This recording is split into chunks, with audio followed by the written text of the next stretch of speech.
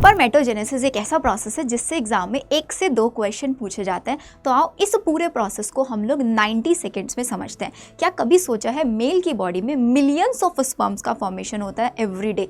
कैसे ये स्टार्ट होता है? तो ये कहानी स्टार्ट होती है टेस्टिस से। टेस्टिस के अंदर प्रेजेंट होती हैं सेमिनिफेरस ट्यूब्यूल्स। अब यही सेमिनिफेरस ट्यूब्यूल्स की इनर लाइनिंग पर प्रेजेंट होते हैं स्पर्मेटोगोनिया सेल। इस स्पर्मेटोगोनिया सेल से हम लोग बनाएंगे क्या? स्पर्मेटिड का फॉर्मेशन करेंगे, जिस प्रोसेस को बोलते हैं स्पर्मेटोजेनेसिस। और यही प्रोसेस स्टार्ट होता है आफ्टर अटेनिंग द प्यूबर्टी, जब मेल की बॉडी में गोनाडोट्रोपिन्स रिलीज होने स्टार्ट हो जाता है। सबसे पहले स्पर्मेटोगोनिया माइटोसिस के थ्रू प्राइमरी स्पर्मेटोसाइट का फॉर्मेशन करेगा।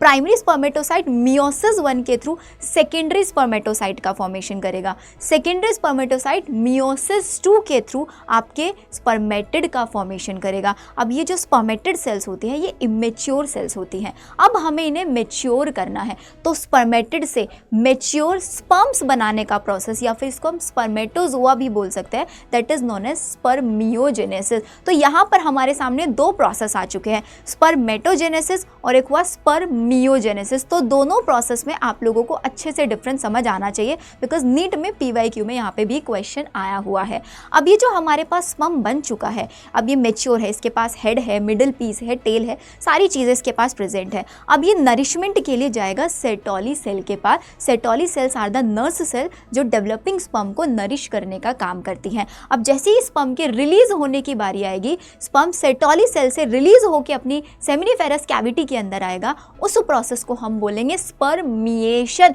तो बेटा यहाँ पर 3 प्रोसेस हमारे हो गए, स्पर्मेटोजेनेसिस, स्पर्मियोजेनेसिस और स्पर्मिएशन। स्पर्मेटोजेनेसिस, स्पर्मेटोगोनिया से हमारे पास स्पर्मेटिड बनाने का प्रोसेस, स्पर्मेटिड से स्पर्मेटोजोआ बनाया, देन स्पर्मेटोजोआ को हमने जब रिलीज किया, that is known as spermiation. बेटा याद रखना, एग्जाम में यहाँ पर क्वेश्चन आता है। और ऐसी ही बहुत सारी इंटरेस्टिंग वीडियोस के लिए फॉलो करो NCERT अड्डा को।